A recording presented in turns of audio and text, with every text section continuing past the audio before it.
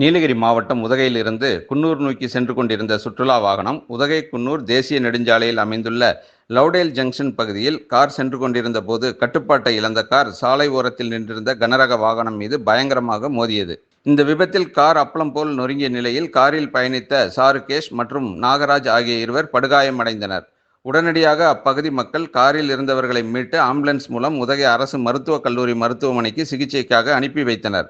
இந்த விபத்து காரணமாக சிறிது நேரம் அங்கு போக்குவரத்து பாதிக்கப்பட்டது. இந்த விபத்து குறித்து காவல்துறையினர் அப்பகுதிக்கு விரைந்து வந்து காரை அப்புறப்படுத்தி போக்குவரத்தை சீர் செய்தனர். மேலும் இந்த விபத்து குறித்து வழக்கு பதிவு செய்து காவல்துறையினர் விசாரணை மேற்கொண்டு வருகின்றனர். முதற்கட்ட விசாரணையில் கார் அதிவேகமாக வந்ததே விபத்திற்கான காரணம் என கூறப்படுகிறது.